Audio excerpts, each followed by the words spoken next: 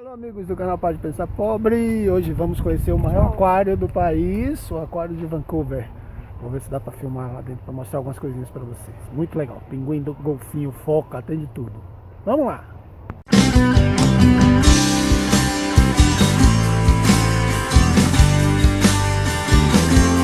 Basicamente eles conscientizam para não usar plástico. Tem muitas anêmonas lindas, como esse tanque de anêmonas e águas lindas. Olha que legal. It is an easy way of telling them apart, but in fact there is one even easier way. If you look at AMAC up there on the dock, you can see these two big front flippers. And that is the easiest way to tell an eared seal apart from a true seal, because true seals, of course, do have ears. They're just holes in the side of their head, so it makes it a little harder to see.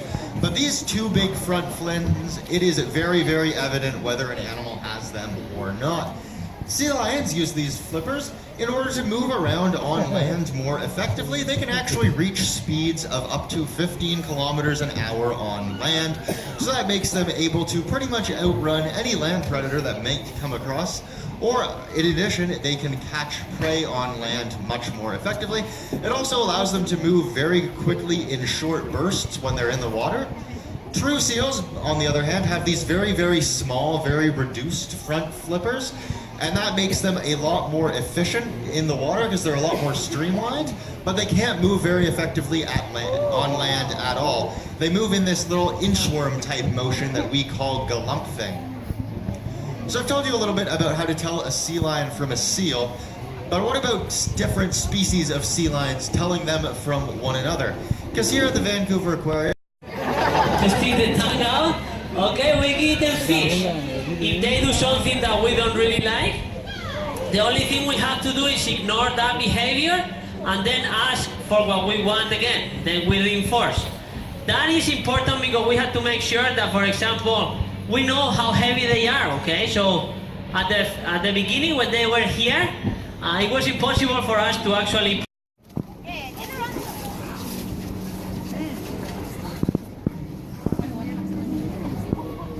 and I hope you have a wonderful rest of your day here at the Vancouver Aquarium. Thank you so much.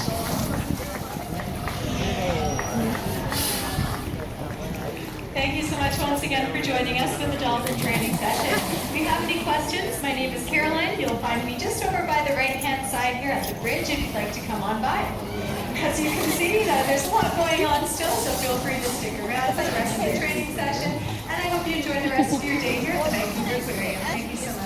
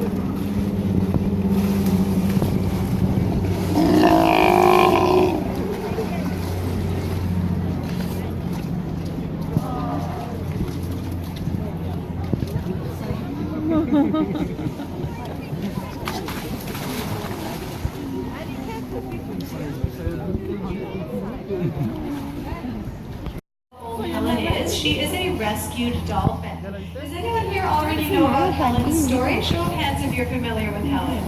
Excellent. Good to see. Well, Helen's story starts out many years ago when she had been found accidentally entangled, caught up in a fixed fishing net. Now throughout this training session, take a look at Helen's side or pectoral flippers. You might notice that they're much shorter than the average dolphin. This is unfortunately due to the injuries that she sustained while she was caught in those fixed fishing nets.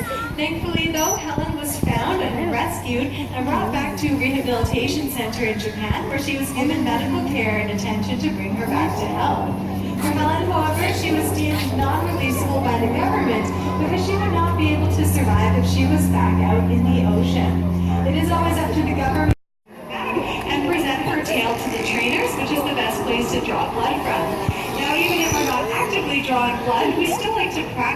behavior to ensure that it's a lot more comfortable for Helen if the need be that we do draw blood from her. So it's really neat to know that all of these things come together that allow us to take the best possible care of Helen. We even have an on-call vet staff member who can come down and take a closer look if need be. But another reason why we train is for physical exercise. So some of you have already seen, Helen is a pretty acrobatic animal. Out in the ocean, dolphins are powering their bodies through the water to find some food or evade their predators. And here at the aquarium, Helen doesn't have any predators and she gets her food throughout the day one way or another. So these training sessions, we often like to ask Helen for some of those higher energy behaviors like that leap that you just saw there. And that's a pretty incredible way to show you how powerful her body really is. So we can ask Helen for a speed swim around the habitat or some of those leaps or jumps. These are great ways for her to get some exercise. For us human beings,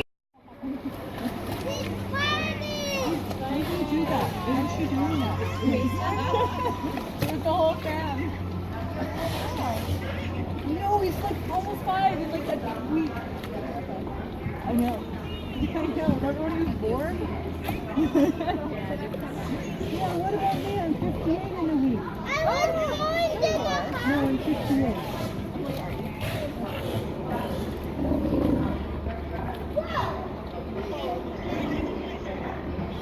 Okay, just text me. Okay, sorry. I'll reply. Love you. Bye.